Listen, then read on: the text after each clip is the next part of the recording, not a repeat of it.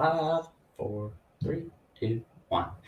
You are looking live at episode number 5 of the Jacksonian. As I have with me is the co-host of Sorgi Stories, Jay Sorgi, and he is the first-time author of this wonderful book right here, Greater Than the Games, Volume 1. As we go on a journey about how he and the business owners of Milwaukee come up with a plan to have Milwaukee to be the host of the 2028 Olympics.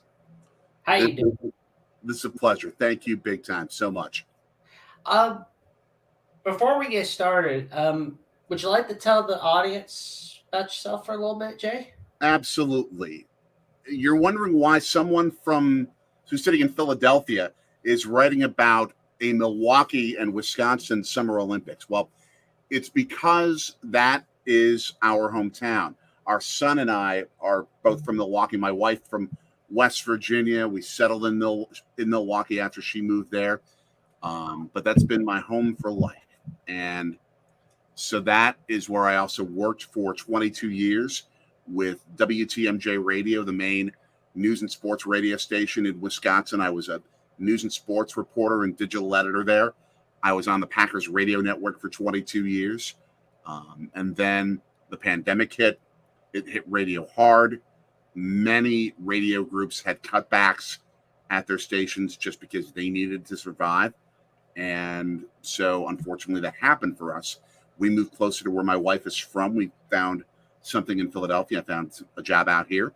So this is now home, but still supremely connected to Milwaukee and Wisconsin in my brain and in my heart. We'll also love in Philadelphia. Here we go. And the first question I kind of want to go over is what inspired you to try to set up the Olympics in Milwaukee? What was the inspiration for you? It was multifold over multiple decades. And I'll start first, I guess, by answering a question with a question. And I'm not going to put you too much on the spot, but Okay. like, what were some of the silly dreams that when you were a kid, you dreamed of doing with your life? I'll be honest with you. I dreamed of like being a host at college game day, talking with Lee Corso, Kirk Herbstreit. Oh, that's awesome. That is awesome. For me, it happened with the 1984 Olympics in Los Angeles. It's like all the sports that I love and a whole bunch more, everything except for football, which wasn't around the world at the time. It still isn't in many ways. But all those great sports, they're having like the biggest event in all those different sports in one city and at the same time. That's cool. And I'm like not even 10 years old, and I'm like, how cool would it be if it was in my hometown? So I'm like, okay, where can we do all the different events, in what stadiums, what arenas, with Madison, with Green Bay, with Chicago helping. And so you dream of that silly dream, stick it in your mental file cabinet. In 1996, and you'll appreciate this especially from what I understand, the 1996 games were in Atlanta. And that also pulled out the old project because I was in college at the time at Marquette University. Marquette football, undefeated since 1960. We'll get to that in a second even. But it was, again, pull out the old project for a college business project and presentation, a mock presentation of going after the Olympic Games. So I'm like, okay, where could all the events be, and where would the village be, and how would we overcome the lack of hotel rooms and all those different pieces? Again, how would Madison and Green Bay and Chicago potentially be involved? So get the A in the project, stick it back in the mental filing cabinet. 2012 Summer Olympics were held in London. And at that time, a Wall Street Journal article by Sarah Germano, who was an Olympic sports reporter for them, she did sort of a blog post, but with a lot of validity to it, saying that the next American city that should host the Summer Olympics should be Milwaukee. Now, of course, there was a little bit of tongue-in-cheek with it, like the whole idea of using Lambeau Field for the the opening ceremony, et cetera, et cetera. But she mentioned a lot of different venues that could theoretically work, as well as mentioning that Milwaukee leads the nation in per capita viewership of the Olympic Games. We love sports. We love sports as much as any place. So that ran through a lot of people's brains. A lot of us in Wisconsin were like, ha ha, funny. There's no way we could ever do it. My radio station did a little fun thing where just on one of the talk shows, if it ever happened, who should light the torch? Of course, the majority of the callers said Bob Uecker. So, oh, he's pretty awesome. Just a bit outside and other fame. Ball 4, ball 8, Hey, ball yep, 12. exactly. Long time, 50-plus year voice of the Milwaukee Brewers. But I figured, you know what? Let's pull out the old project. Let's just see what it would take to do it. All right, let's look at all the venues. Let's look at all the different sports in London, how the schedule would work. Wait a minute. We would only need to build 2 new venues with permanent seats. Obviously, there would be other pop-up venues that you would be able to just put the seats there, take it down afterward, and give the space to the community. But we would only need 2 new venues with permanent seats, not only to pull it off, but to do it where it would be the first Summer Olympics since 1932, where every venue would be within 2 hours of the athletes' village. Wow. And at the time, there was an open space a little bit south of downtown Milwaukee of about 1,000 acres that was almost abandoned. There were still a few industrial businesses there that could be relocated to other parts of the city. So it's like you have a blank canvas upon which to build those venues, the cycling venue, the tennis venue, which again, you take those seats out and then give it to the community afterward. But also the residential real estate and the commercial real estate that could be profit making to such a gigantic level that it could pay for the 2 stadiums that you need, the track stadium and the swimming stadium, without public dollars, theoretically. It would be very similar to the complex that Stan Kroenke, the owner of the Los Angeles Rams, has put together with SoFi Stadium. It's not just the stadium. It's all the other ancillary development that's helping him pay for it with his own money, and there's no tax dollars.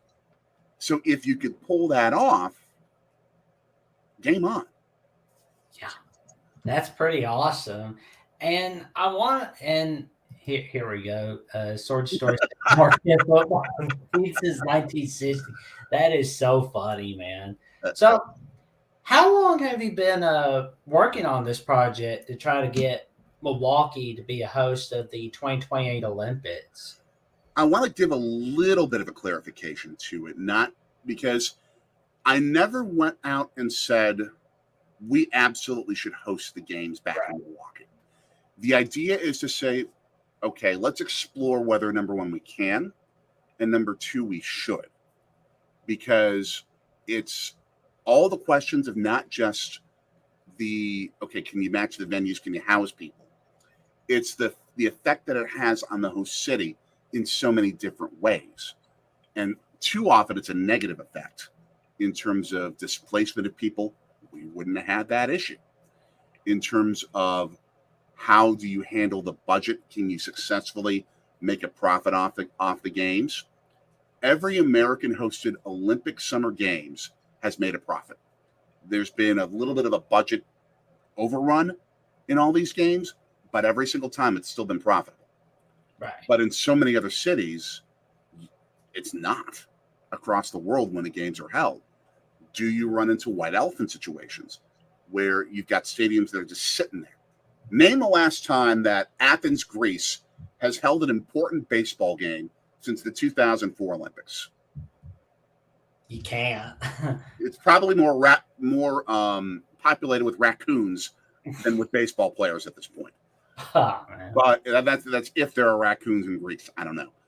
But the point being, you have all these different problems that the games have historically had. You better be able to come up with a plan to overcome it. And at the time, Boston was going after the 2024 Olympics. And so I went to various business leaders, not necessarily owners, but business leaders across the city, a younger generation of them, not the 60 and 70 somethings.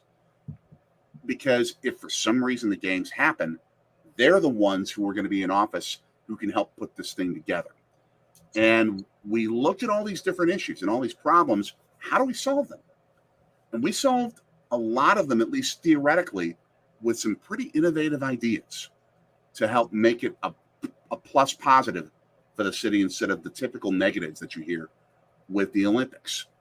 And so it was just this continual process for 4 years until I personally, for family reasons, had to pull the plug on it.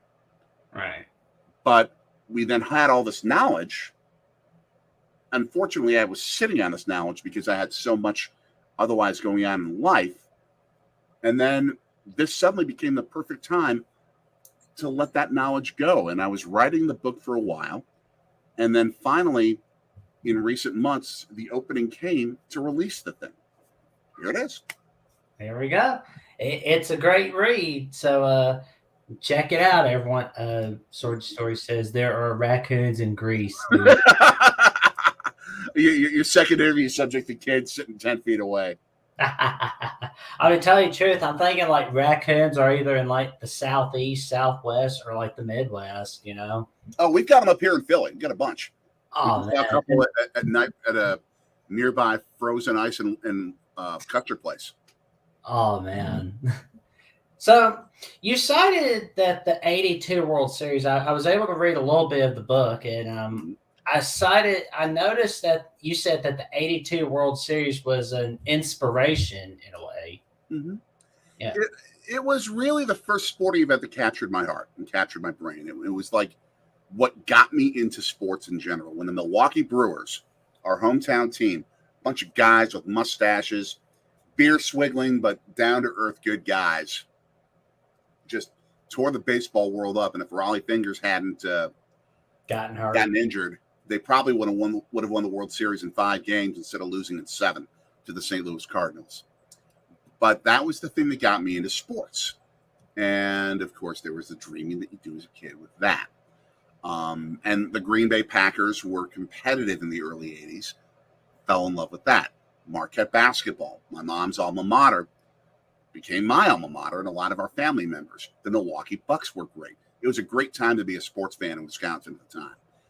And so that captured me, especially when I was going through some struggles as a kid because of the single-parent family background that we had. And a whole lot of issues that were going on within our house. Nothing at all overly abusive or criminal or things like that. But it was hard. It was a hard upbringing. And so sports was my place to retreat into and to where I could create this world of the stuff that I love, like a whole lot of kids do in a whole lot of ways. Right. And so that's where this sort of sprung from. That's pretty cool, man. Like, you know, because I know, like, you know, I've watched a lot of sporting events that helped me get through some tough times in my life for sure. Because I mean, it helps everybody through a tough time. It's a gathering point. It's a literal gathering place for people who come from different backgrounds.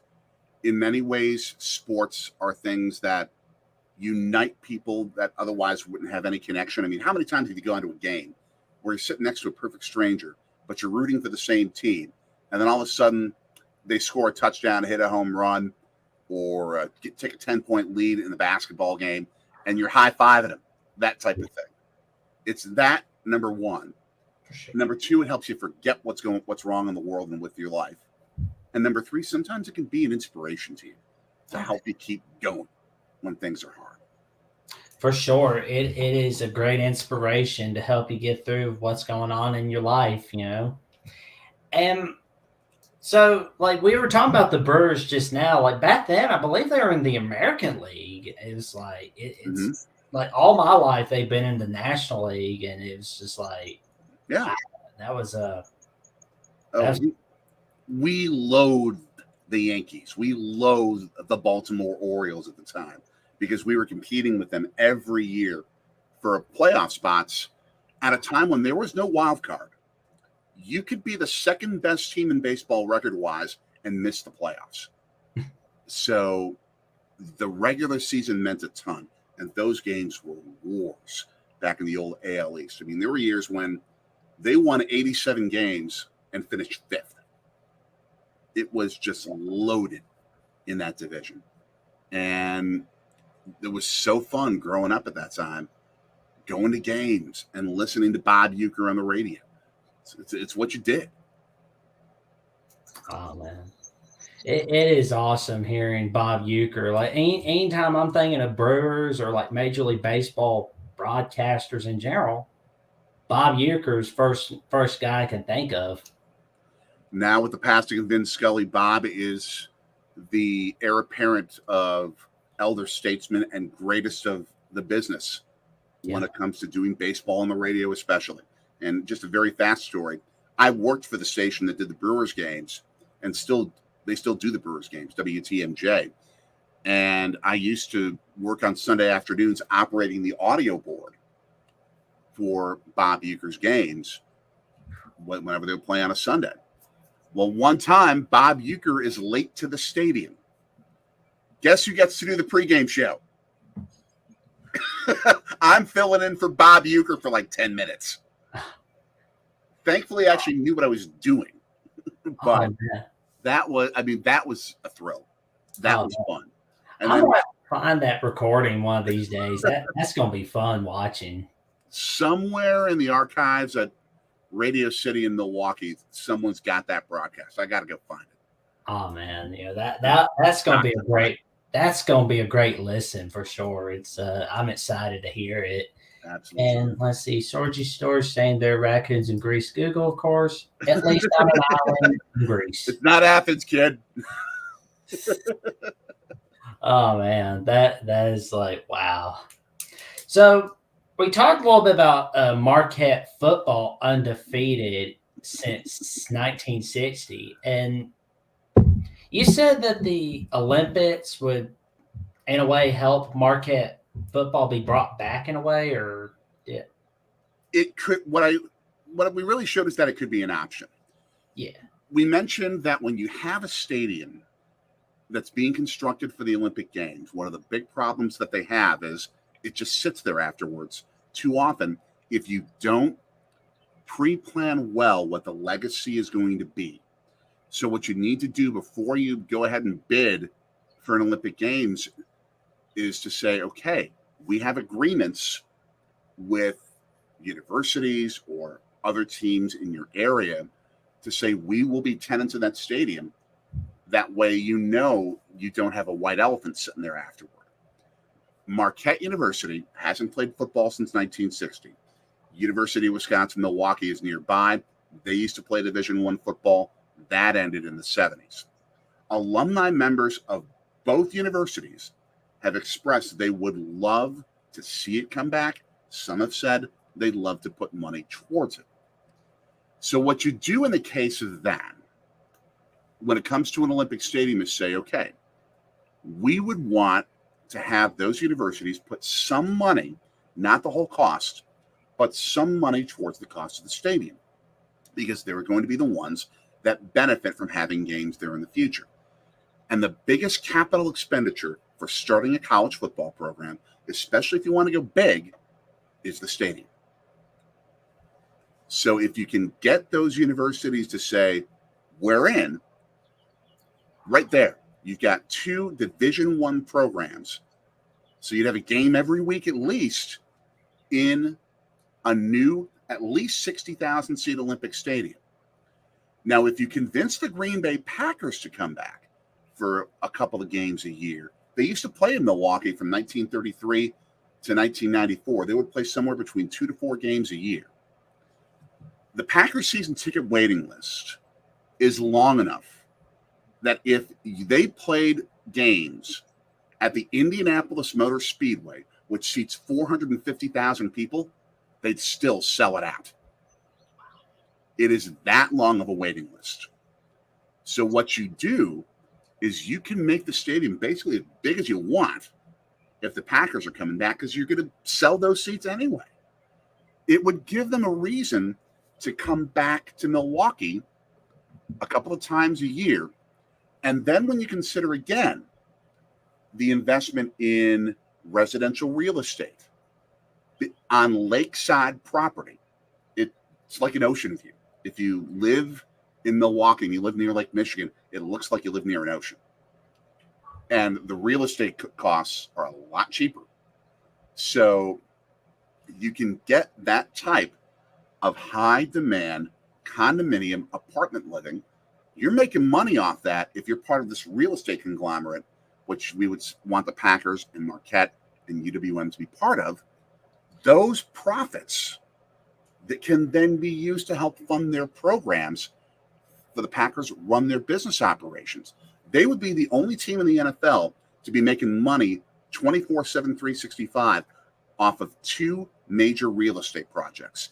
That helps them compete against the Cowboys, the Patriots, the Giants, the Rams, and the big market teams. So that becomes an economic advantage for all of them. And it also then builds a legacy for your stadium. Same thing with getting the United States Olympic Committee involved, making this new Olympic Stadium their home stadium for soccer, for track, for other sports. You can get MLS soccer in there, the National Women's Soccer League, in this mega stadium where they're all contributing. Ooh. And it helps guarantee there's not going to be a public cost to it. Like, I read a little bit about that mega stadium for at least 6 of the sports. Like, I'm like, that's amazing. I mean, that would help the state a lot. The state and a city that needs it. And it could be such an economic boon if it's done right. There are economists who will often say that if public dollars go into a stadium, there is not the economic benefit that you think that there would be, because people would be spending money on other things if they're not spending money to go to your stadium and watch your team.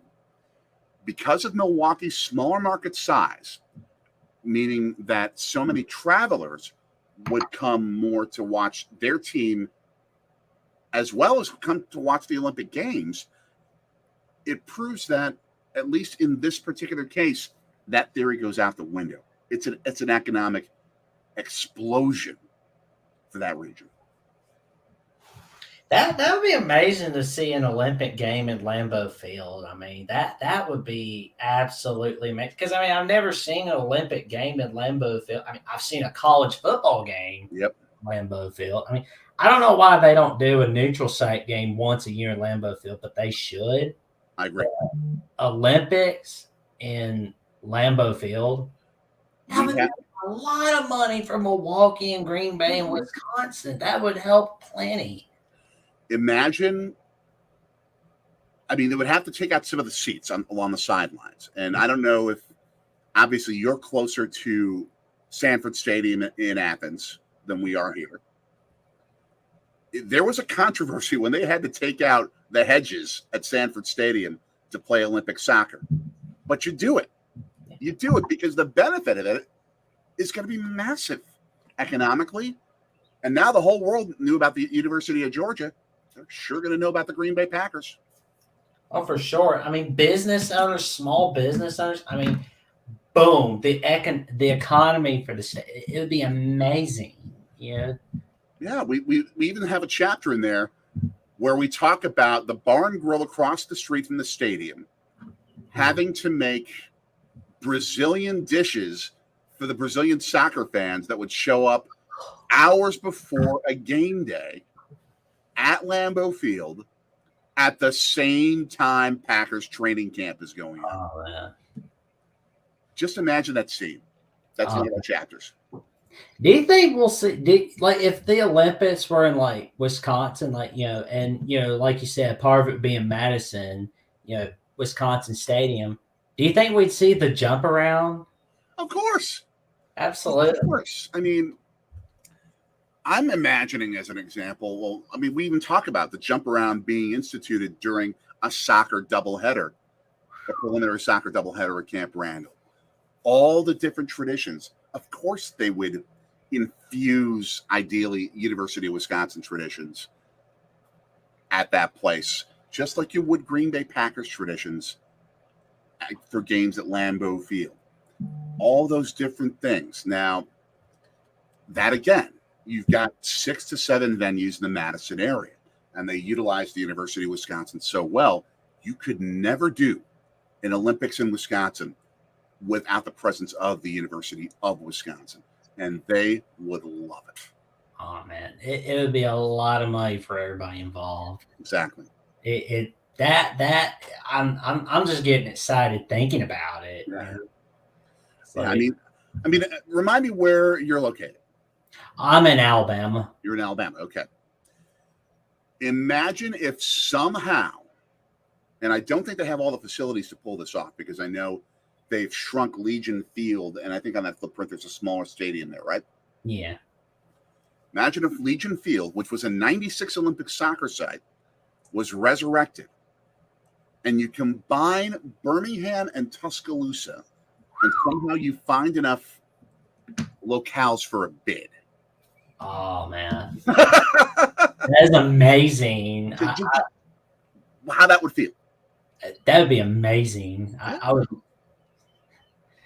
And like seeing Olympics in Alabama. I mean, it would never happen, but like an Olympics in the state of Alabama, that'd be amazing. Like Auburn gets the benefits, Sure. Huntsville, Birmingham, Tuscaloosa. Tide and Auburn Tigers fans would actually be nice to each other because they're all getting. There's no toilet paper wars. Oh man, that is funny, man. But yeah, I mean, it unfortunately wouldn't happen, at least not now. But an Olympics over in Nashville, Tennessee, or like the Jerry Dome in Texas, that's likely to happen. The only reason it's not is because the climate in Texas is so crazy hot during July and August that it might be unsafe for a lot of competitions to happen, especially outdoors.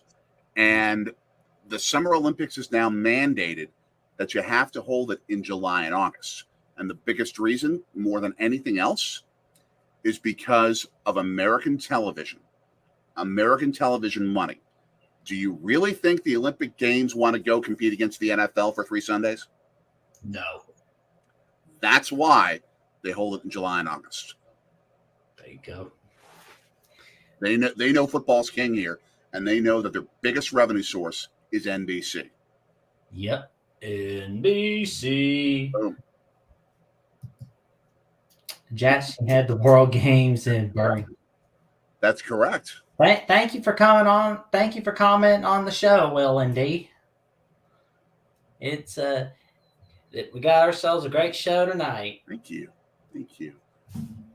So I'm just kind of wondering, because it would be, Will, what's up? And technically, Eurasia is an island, just giving you a hard time here. Okay, kid. It's all right, man. It's pretty cool. The more comments, the merrier. Absolutely. Like, comment, subscribe to this show.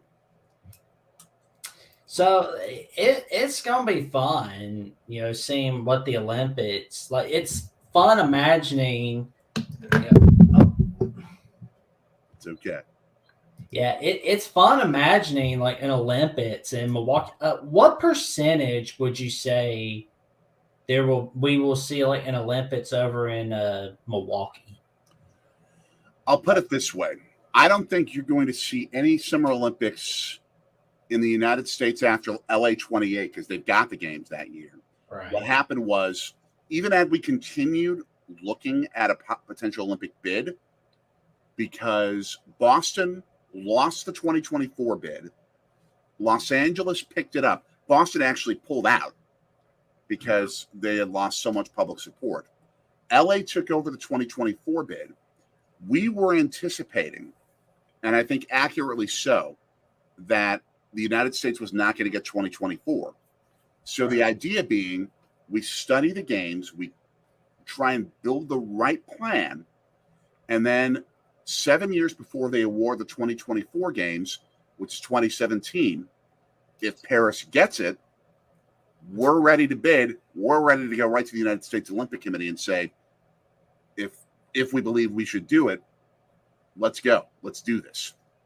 And then we compete for the United States representation for the bid, and then go after the IFC bid 2 years later. Well, the IFC pulled a fast one, because what they decided to do in 2017 is award Paris 2024 and then award Los Angeles 2028. So they've got the games. It is going to be spectacular out there. Now, I think we actually would have had some advantages on LA, because what the IFC likes to see, for example, is the airports being close to the athletes' village and the competition venues being close to the athletes' village. We would have beaten LA ridiculously in those departments. You want to deal with LA traffic? No. Exactly. So with LA getting it, I've never even been to LA. oh, it's ridiculous. I love traveling there. I've been there 3 times. I've actually covered a Rose Bowl once. Wow. Yeah. Oh, what year, man? 2011, January 1st, 2011. Oh, that was TC Wisconsin. Yep. That was so awesome. Not for us Badgers people. I was a pregame show host. Sorry. It's okay. It's okay. I mean, TCU showed up massively, and it was a bad day for Scott Tolzien, the quarterback, to have a bad day. Absolute class guy, class human being. He just had a bad day that day. But there's nothing like seeing the sun set over the west sideline of the Rose Bowl as you're standing on the field. You see the mountains in the background. You see the sun setting, and it's the fourth quarter. There is nothing like it. Okay. I highly recommend you go someday. I'll have to at some point, because I mean, it's nice watching the games on TV, but it's awesome being there in person, especially seeing Dodger Stadium, SoFi Stadium, the LA Coliseum. Holy Another cow. great place. Oh man, been to Dodger, been to the Coliseum. I mean, they've got so many great venues in LA. They're going to do a great job at it, but I think Milwaukee had some advantages that they didn't. Yeah. But what this means is you're not going to see another American Summer Olympics until, at the absolute minimum, 2040, probably closer to 2044, 2048. What the IOC has a problem with right now is that they don't have a lot of cities that want to host the Summer Olympics because of so many issues with budgets, with white elephants, with ethical concerns, with concerns about social responsibility and not kicking people out of their homes to build Olympic facilities. Right. I mean, and they've had so many issues. For example, with Rio 2016, Rio de Janeiro was awarded the games, and then later on, the IOC said, wait a minute, we have to add golf. Rio, you now suddenly have to pay for a golf course when you only have one golf course in the whole city. Guess how many tens of thousands of people get displaced? So Rio builds a golf course in a city where they don't play golf. I mean, there's more chance that you have golfers in Tuscaloosa than you do in Rio de Janeiro to play more often to play those courses. That tells you that the IOC has some issues in terms of getting cities to host the games. They need to make some changes, especially with cost certainty, so that cities don't get blitzed with ridiculous bills that taxpayers have to have. If that changes, and we would have had a games that I think we could have made a presentation of the IOC to say, if you get your act together when it comes to those things, we could put on an Olympic Games that will show how it's done right. And you can guarantee you're going to have games for the next century or two because we got the formula.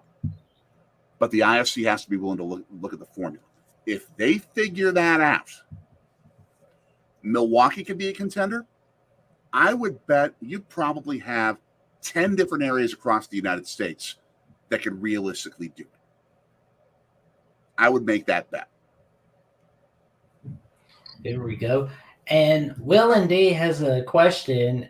on the chat, and he says, "Is public transportation any good in LA?"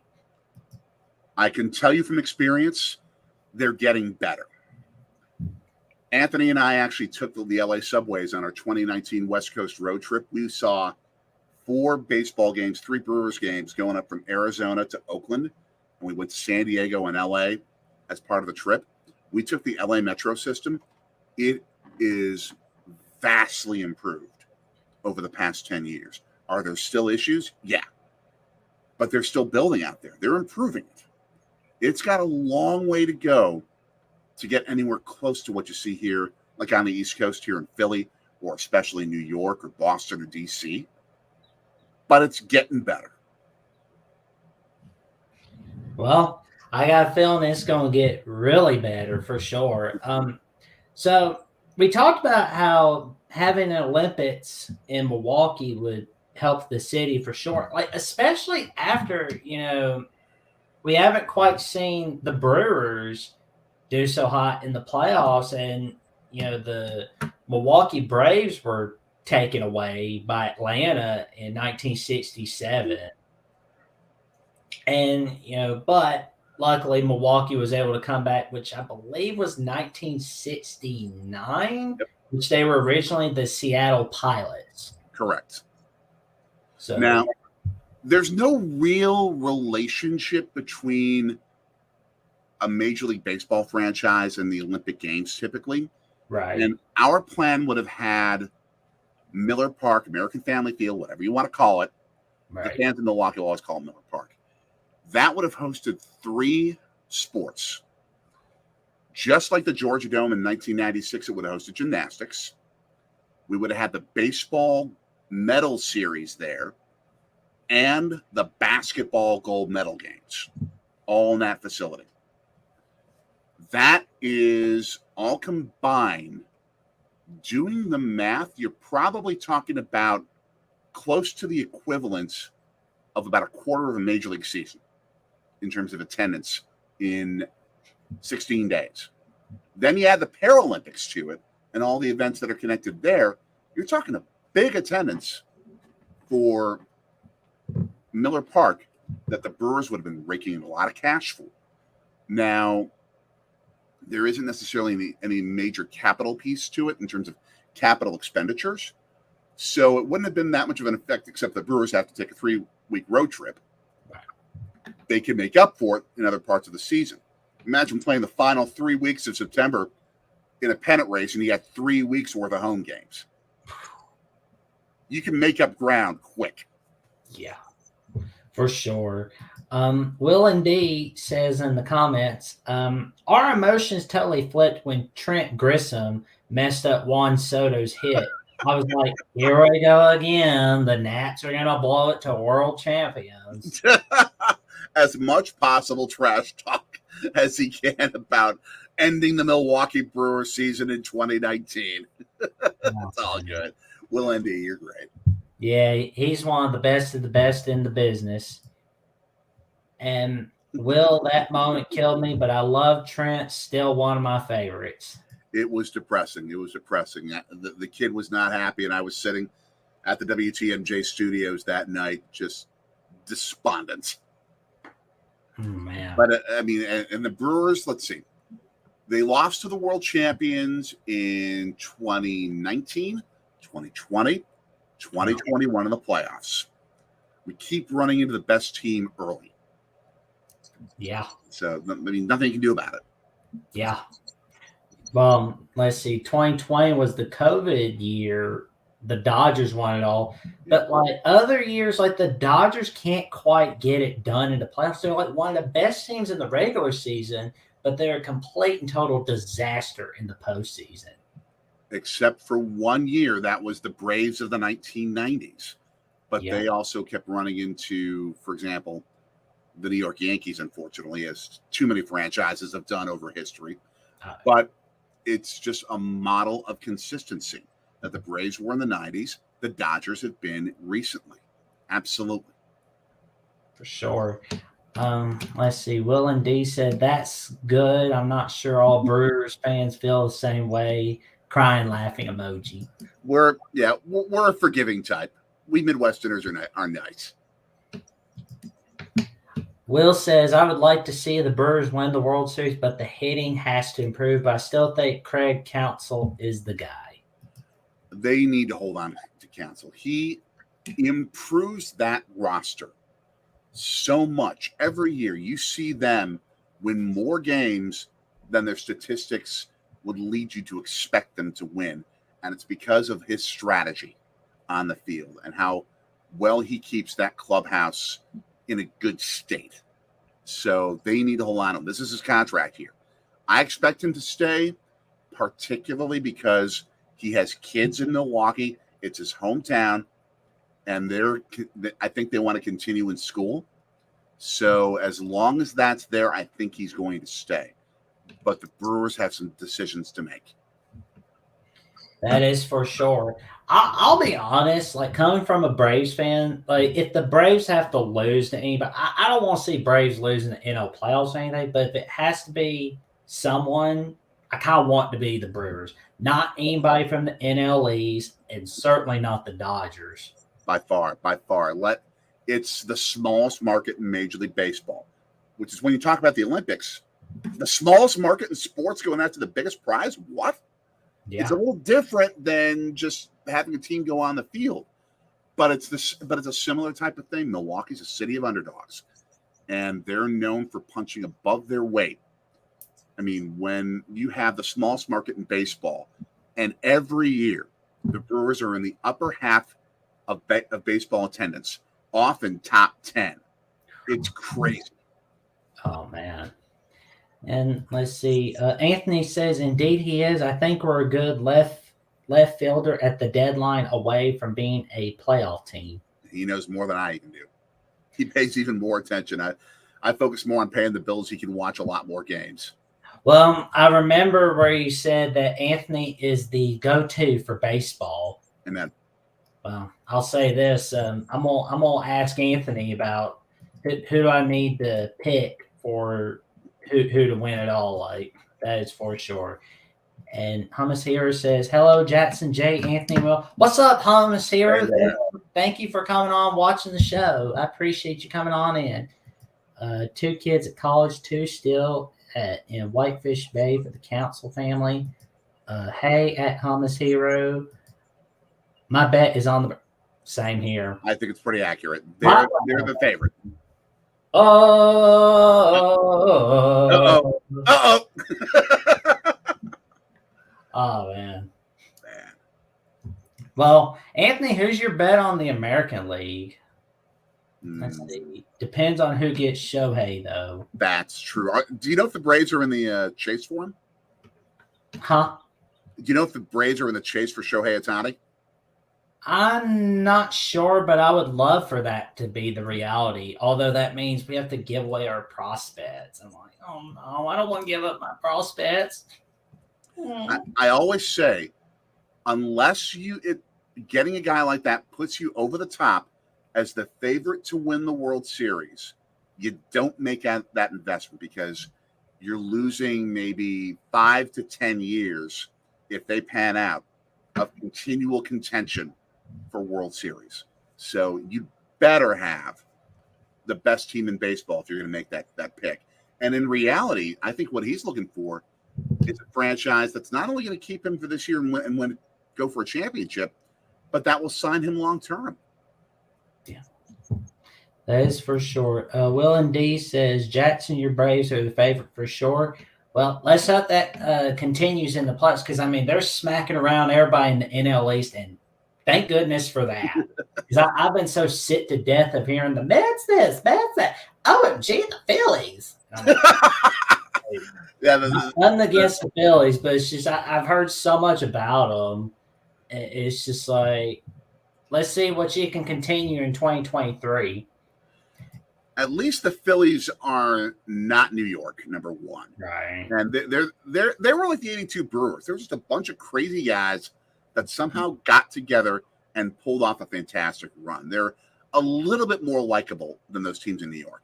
Right. I mean, I find the Phillies be a little more likable as well. I mean, like the Mets, my Lord. they have been such a disaster. I mean, I heard about Buck Showalter, and I think it was like a week or so ago. I'm not sure, but I heard about him getting thrown out of the game after arguing with the umps. And this was like before, this was a little bit after the GM was saying, I'm giving this guy a vote of my confidence. And anytime you get that vote of confidence, you're out. I mean, I'll be honest. I'm thinking by the time it hits around my birthday, he's out of there. I can expect that. It's unconscionable that you pay your players so much and they're that putrid, that bad. They're a disaster. Yep.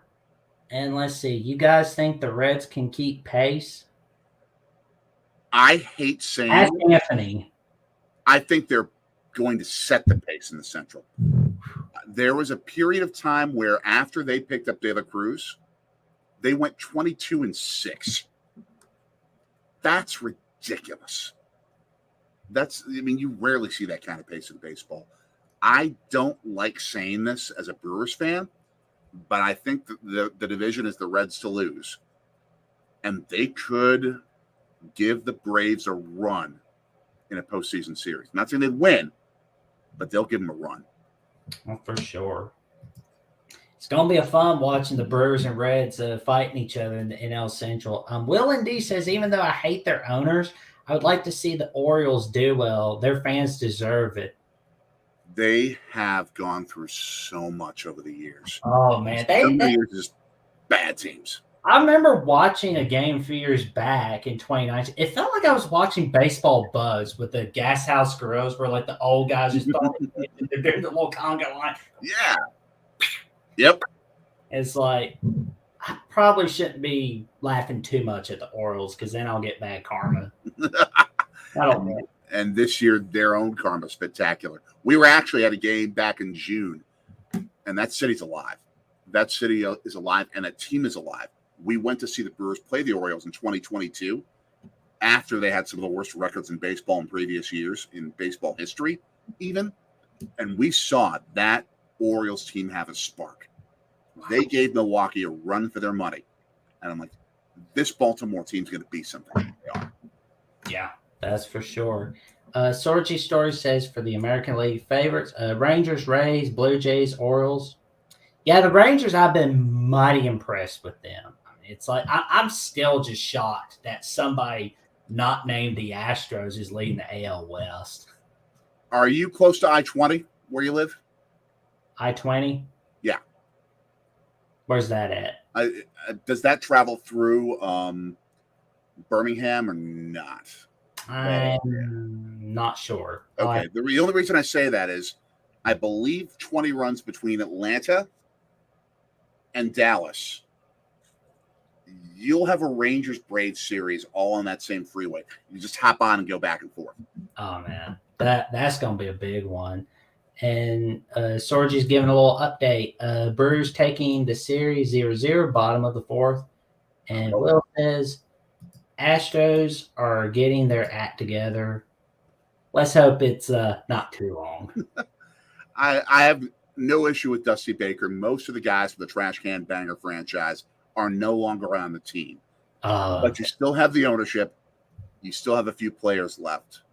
And I can never root for a team that is unapologetic and doesn't come to terms with the mistakes they make when they cheat. Yeah. That it was just like, they screwed the Dodgers over in 2017. It's just like they did the same thing with the Yankees in the playoffs beforehand. Yeah. It's bad when you're feeling bad for the Yankees for sure. Yep. Bad. Fire coming out of my eyes when the Phillies come out for a moment. You pull for the Phillies. Sorry about that. That's all right. I take it much more in stride than the kid does. That's what happens when you work in sports media. well, kid, if it helps, I like the Phillies a little more than the Mets. I think we all do. Here he comes. Be careful. Agreed.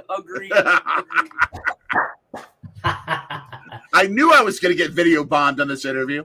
That's all right with me. The more video bombs, the merrier. They're fine. What channel is the game on? Sorgi Story. I believe he's talking about the Brewers game. Yep. We watch it on our MLB package through MLB TV. So it's not a nationally televised game. Right. It's. I wonder how Bali Sports is doing because like they've been losing a few of their networks because it's just like bankruptcy case. Huh? It's a bankruptcy case. Yeah, because I mean, it's a financial disaster, and I've talked about this with some people, like behind closed doors. And I'm like, you can't tell me that they expect cable to be like the one option that helps them. I mean, it's got to be streaming. They need to be relying on streaming, or else they're kind of screwed. And make it at a lower cost. Very soon, you're going to be seeing, I think, the teams and obviously some streaming providers taking over all the rights for local TV broadcasts. You may have some exceptions in some markets. The company that I used to work for when WTMJ was owned by them, the EW Scripps Company, they're starting some sports networks. They in cities where they have stations. They've gained the rights, for example, to Las Vegas Knights hockey. They have a station there. You might see that happen in Milwaukee and Wisconsin with the NBC television affiliate there and having a relationship with them where maybe they do some games on that station, Channel 4, but others be on a cable network, if you will. But you're probably going to see it a lot more on apps, on streaming, than you will on television. But don't be shocked, too, if you see more games on free TV because they have such trouble monetizing cable. It won't be every game, but it's going to be a few more on TV just to whet the appetite of the fan. You think at some point they'll like air games on like Twitter Live and Threads Live? Do you think they'll do something like that? Are the companies going to pay the money? I mean, we all know the economic issues right now that are happening with Twitter and the money that Elon Musk is losing, while Mark Zuckerberg is raking it in. Yeah. Don't be shocked if Facebook decides that they want to grab rights to some teams or even have like an MLB exclusive night where maybe they are the national outlet for Wednesday Night Baseball. And remember, the national rights come up in 2029. So it's not just going to be the four big networks that are going to be going after rights. It's going to be all these streaming providers. And if you can provide streams, you can enter the game. It's going to be a wild bidding battle. And the teams are going to be the ones that are going to make the money off it because these rights are going to go astronomical in terms of value. And that's, in one sense, good for the teams because as long as you, say, have a salary floor where you're required to spend a certain amount of money, it allows for greater competitiveness on the field and more teams able to go after it. For sure. Hummus Hero asks, why did Fox Sports Regional go away in the first place? That was just a sale. The Fox company didn't see that they were making money off regional sports networks, so they sold it to Bally. And Bally being Sinclair. Just what Anthony just typed. Yeah. And let's see. Brewers winning the division, but it'll be close. I'm hoping. I'm not predicting, but I'm hoping. Oof. And let's see. Will and D says, I grew up when the national parks was Citizens Bank Park. Their fans deserve it. Nothing. I went to 20 plus Nationals game a year. How times have changed. It's all based upon who's good and when. That's all it is. And Hummus Hero goes, I see. So before we so one question I kind of want to get into is when is part 2 coming out? There's no tentative date or something like that. We're not sure when. We're going to cross our fingers that life puts us in a position where we can release that book before the 2024 Summer Games of Paris. That's our hope. See what happens. That sounds pretty cool. I mean, I'm curious to because when it comes out, I'll make sure to buy it for sure. Fantastic. Thank Yeah, you're welcome. And what ranking is greater than the game's volume one on Amazon thus far? For its category in new releases, it's ranked number one among all Olympic new releases. Holy cow! Now, that could mean 10,000 sales. That could mean 10. I don't know. We're still getting the stats coming in. But it's so cool to see. And there was a time I had to go back and check, but there was a time that in overall sports new releases, we were like 3 books behind Chris Paul's new book about his dad. Oh man! And yeah, it's called actually, sorry, about his grandfather, about his grandpa. And then what book does our son order? The Chris Paul book. Like, why'd you have to buy that and put it over Dad's book even more? That's a great book too. That's absolutely worth checking out. Old CP3, that's gonna be it's cool. I bet. Not as cool as this book. Oh, appreciate it. Thank you. There we go.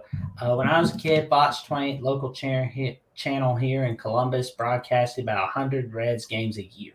Oh, what I would have given to be able to hear the great Marty Brenneman call Reds games on radio or TV over the years. And he recently retired. He was a Bob Uecker type. And a little trivia question, he took over in the Reds broadcast booth for Al Michaels. Oh man, Al Michaels. Yep. That man is awesome. Man, legend. Absolute legend. Top notch. I mean, that breakout moment was the 80s Olympics hockey game between USA and Russia. I believe like back then he was calling like local college football games.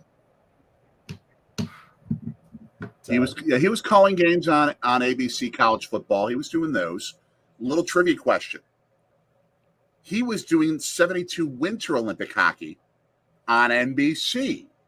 wow. Oh, I heard about second stint at NBC. Yeah. And that later on that 72 year, he's sitting in the World Series broadcast booth with Kurt Gowdy. This 28-year-old kid with an afro. Picture Al Michaels with an afro. I'm not kidding. You can find it on YouTube. Oh, or at least it's shaggy. It's shaggy here. Maybe not an afro, but very shaggy. I think I saw a video of it. It's like, well, and even then, don't have an afro in the 70s. I wonder. I mean, even then, he was an absolute pro. He even sounded more like Vin Scully than he does today. Oh man, Vince Scully was a legend. Yep. Top. When I think of Dodgers baseball broadcasters, or basically MLB broadcast, like I said, Bob Uecker is one of the names I think of first, but Vin Scully, by far. Yeah, that's who I'm thinking of. Yeah, but our son was inside my wife's tummy when we went to go see the Brewers play the Dodgers in 2009. You're walking up the hill from the parking lot as you're entering towards the gates, and what all you hear is, "It's time for Dodger baseball," coming over the loudspeakers. And I'm like, we're here. We're here. It was incredible. Oh, for sure. So, like Hamas Hero and Will and D were talking about Sinclair and owning Bally Sports, and Will and D says someone will buy it from Sinclair soon. I bet I could see that happening. Hamas Hero says Brenneman and Nuts Hall were awesome. I listened to them call games for years and years. Yep. And no offense to Jack Buck, but I wish Al Michaels could call the final out of the 1990 World Series. Yep, when Cincinnati beat Oakland that year. That was on CBS. Buck, another legend. Jack Buck. I don't mind Joe Buck. I'm not a Joe Buck hater. Right. I think he does really well with baseball. He's good at football. His dad killed it. Oh. His dad killed those as well.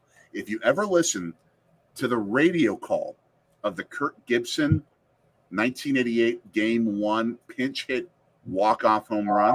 Oh, man, that's a classic. Vin Scully does the TV call. Jack Buck does the radio call. Off the charts. Oh, man, Jack Buck's like, I don't believe what I just saw. And Vince Scully's like, she is God. We can recite these all day. I love it. I love reciting all this. It's pretty awesome. Will and D says Joe has gotten better. I'll be honest. I mean, yeah, Joe Butt's still calling NFL games and all, like for Monday Night Football. But I'll be honest, like when I think of Major League Baseball, I'm thinking of Joe Butt sometimes because it feels weird not hearing him call a game. I saw that you saw my tweet earlier today. I think ESPN, what they should do for their Sunday Night Baseball is from March through June, the first half of the Major League season, Joe Buck does Sunday Night Baseball. You know he's going to move towards the NFL. Yeah. Then, after the NHL is done on ESPN, Sean McDonough, who's done 2 World Series in the past on TV, 92 and 93, takes over on Sunday Night Baseball July through September. And then for whatever ESPN's games are in the postseason, the 2 of them rotate. Imagine, and I've got no problem with the overall Sunday Night crew now, but these guys are legends. Yeah. And then imagine, because I know Fox obviously still has the TV rights, ESPN Radio has the radio rights to the World Series still. Imagine like Buck and McDonough alternating games of the World Series. That's awesome. Like I want to hear Sean McDonough go, "Caught!" Another one of those with those moments when he has like the Peter Brady moments when he just loses his voice, something like that. Like, hey, Sid Bream, Atlanta, 1992. He had one of those moments. The Braves will go to the World Series. Yes. Pirates. They're still in disbelief in Pittsburgh over that series. I mean, because Sean McDonough should definitely call MLB games. I mean, it's like you would think ESPN would listen, but it's just like some of the decisions they've been making, I'm not too impressed with them. It's all about the fact that television and streaming rights for these sports are getting astronomical. They have to cut back so much to have a shot to win all these streaming rights and these television rights in future years. The NBA contract is coming up. Yeah. They are probably going to get, from some of the forecasting that I've seen on a number of different reports, 2 to 3 times as much money per year as the current contract demands. ESPN is going to be in trouble trying to hold on to NBA rights. I think you could see NBC easily swooping in and grabbing them after 2025. ESPN's got they've got a big challenge ahead of them. Yeah. Well, I mean, like the Big Ten was ESPN decided they weren't going to go after bits and pieces of the Big Ten, that was a sign for me right there where I'm just like, okay, ESPN, you failed. I mean, you don't want to air Ohio State, USC, or Michigan, Nebraska on ABC Saturday night. Well, that's a bad decision, ESPN. Oh, well, for you, I guess Fox, NBC, and CBS will take part of your money. Yeah. And the NBA TV contract, to your point, I mean, I know we're like talking about NBC, but I'm surprised that we've never seen NBA on TNT have an NBA Finals because let's be honest, it feels natural hearing Charles Barkley, Shaq, Ernie Johnson, King the Jet Smith giving their take on the NBA Finals on TNT. It would make perfect sense, but I think the NBA still believes that the finals should be on over-the-air television so that anyone can watch. They still want to give that access. Now, that might change with the next TV deal, But that's always been their historic move. Yeah. And I think all sports are going to be moving towards that streaming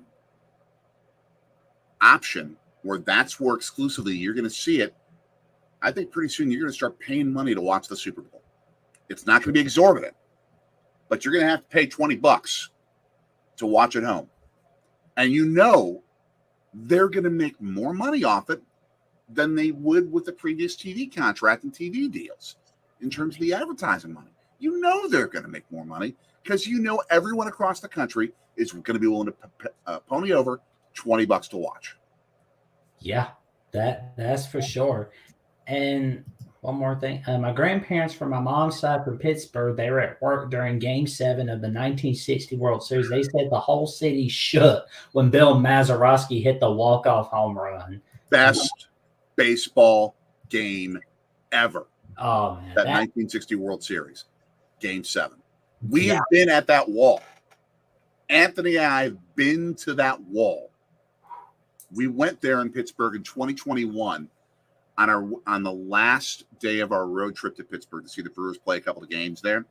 They still have that wall at the old Forbes Field on the campus of the University of Pittsburgh. Boo, go Mountaineers. But they still have the wall, which Bill Mazeroski hit that home run over. It's just insane to be able to soak in the history at that spot. And I assume you know the story of that game in 1960. Oh, yeah, that was pretty big right there. I mean, when you're going back and forth, the leads exchanging back and forth the whole time. Nice weekend. And, I mean, what was it? Pittsburgh gets a 9-7 lead in the bottom of the 8th. The Yankees tie it up, 9-9, top of the 9th, and then Maz hits the walk-off to win it in a World Series where the Yankees outscored Pittsburgh by 28 runs. And the Pirates still won it. Just a ridiculous World Series. Yeah. And the funny thing was the MVP of the World Series wasn't from the winning team. No. I forget who it was. Was it Bobby Richardson? I think so. Okay. I mean, holy cow. And let's see, Hummus here says, I thought you guys were Badgers fans. I am, but I'm a Mountaineer by marriage. So happy wife, happy life. No. I'd root for him anyway, just because we're married. It's not a forced thing. I mean, I've grown to love the West Virginia culture and how much it means to that state. Yeah. It's going to be fun watching Pittsburgh, West Virginia week 3. I hope game day will go there. That'd be a wise move. By far. Yeah. I don't know who else is competing that week, but that would make sense. Well, TCU, Houston, BYU, Arkansas, Tennessee, Florida. That might be one. Yeah, but we got to see if that'll be one where we see if Tennessee is officially back as a contender in the SEC. Because if they can beat Florida, they'll be good to go. I have to ask you, in 2024, Bama's going up to Camp Randall. Are you making the trip? I would love to. I hope to make the trip, honestly, because I want to be able to see it in person, do the jump around. It is unlike any experience in sports. 2 fast stories. One, a friend of mine from Dallas who went to Oklahoma State. I took her once to a Badgers game in September. They were playing UCF. Everybody was baking in the September heat of Wisconsin. It does get hot there sometimes. And she saw just how bonkers the Wisconsin student section is. And it's not just the jump around. It's like the different waves they do, not just the regular wave, but the reverse wave, the slow-mo wave, the fast speed wave, where they have entire sections of the stadium screaming words that I will not say to a family audience in like an orchestrated chant back and forth. She said the atmospheres of like Oklahoma State, Oklahoma, Texas had nothing on the atmosphere in Madison. And then when LSU came up to Lambeau to play the Badgers, that was one of the coolest atmospheres I've ever seen. 55,000 Badgers fans, 25,000 LSU fans. Everyone probably had a little bit too much to drink, no fighting whatsoever. And the LSU fans were like, and you of all people know how well SEC fans tailgate. They're like, Badgers fans, you know how to tailgate. You know how to tailgate. You know how to create a fun atmosphere. It will be unlike anything you have ever heard outside of the SEC. I've never been to an SEC game, so I'm not going to vouch personally. But from all reports that I've seen, it should at least match what you experience at Bryant-Denny and the other great SEC facilities, which are outstanding and are outstanding experiences. It will match it. And especially at night, it's going to be crazy. It's going to be fun seeing Alabama, Wisconsin in a home-and-home matchup. Because, I mean, I'll be quite honest with you. When Luke Fickell gets that team rolling, Boom. I think he can make life trouble for Bama, honestly. And this is a Bama fan saying, because, I mean, like, he couldn't quite give Bama trouble when he was at Cincinnati, but at Wisconsin, I can see them getting the ball rolling. If that 2024 game is played in Tuscaloosa, Bama wins by 4 touchdowns. Right. If it's a bowl game and they're playing each other that year, Bama wins by a couple touchdowns. In Madison, especially if it's NBC prime time and that stadium is as crazy as it can get, Wisconsin can win that game. Oh, for sure. And let's see, Hummus here is saying, I see West Virginia is actually my second favorite college team. Also, my mother's family's from the West Virginia, Ohio border area. So we always pull for them too. Awesome. Will and D says, I've been to Enter Sandman. That was awesome. That's an entry. That's an entry. Got to come to the Horseshoe for Script, Ohio. Will, maybe if you guys would join the Big Ten, you'd get more chances. LOL. I've seen that in person. It's special. Yeah. Well, I honestly wonder if we'll, because I mean, I hear people say, oh, Notre Dame, Michigan's going to come back 2033. It's got to come back sooner than that because NBC's going to make sure of it. Oh, I'm sure. I'm sure. Let's be honest here. Do you really think, and not to be mean to NC State or Duke or anything, but do you really think NBC wants to air Notre Dame, NC State, Notre Dame, Duke over Notre Dame, Michigan?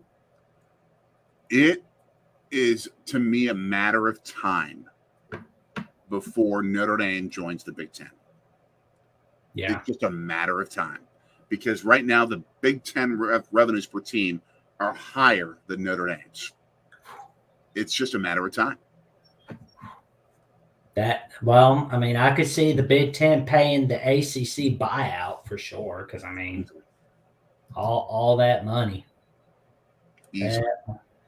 That's only Spartan fans and Wolverine fans. Will, you'll be safe, I think. Smile emoji. And before we wrap this show up, for those who don't know what Sorgi story is, and and want to talk with you about Wisconsin or the Milwaukee Bucks Brewers, and they want to like buy your book, where can they find you? First thing, when it comes to our channel, the kid and I have been doing the channel for about 4 years now. It hasn't been as active because, well, yeah, I've been writing a book and finding a new job and all that type of thing. But it's hopefully we're going to get back to it and get back to the once-a-week schedule. It's about our favorite teams. It's about Wisconsin sports. It's also about Philadelphia sports. It's about the things that we enjoy in our lives, everything from the kid loving his favorite foods, our trips around Philadelphia and around the East Coast and around the country. It's also especially documenting the journey that we're taking to go to all 30 major league stadiums to see the Milwaukee Brewers play. We are on 16 so far in our lives. Imagine going to, I assume you're a big Bama fan. Imagine going to see Bama in every SEC stadium. Oh, that'd be awesome. That's what it is for us with the Brewers. And we're more than halfway there. I would love to get to 30 before he finishes college.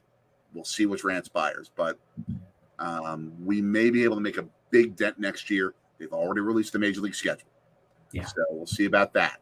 But yes, youtube.com/Sorgi Stories. So please head on over there and subscribe, hit the bell, and all our social media is right there. Linktree.com/Sorgi Stories. And then the book itself. Again, Greater Than the Games is the story of our discernment over a number of years about the possibility of bringing a Summer Olympic Games to Milwaukee and Wisconsin. Buy it on Amazon.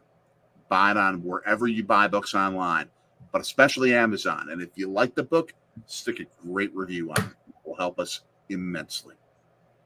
For sure. And, if you want to buy it on paperback, everyone, or on Kindle, or is it hardcover? I believe that's it. We've got hardcover, paperback, and Kindle. Got all three options. Well, everyone, if you're looking to buy the book in any way, shape, or form, click on that link down below. And in the meantime, Jay, thank you for coming on episode 5 of the Jacksonian. Thank you so much. This is a blast. Thank you very much. And we got a little off topic, of course, but that's okay. That's what a lot of sports fans do. That's what you do. Sports. So, and everyone, thank you for watching the show. Like, comment, subscribe down below. And I will catch you next time on the next episode. So long, everyone. That's Tut.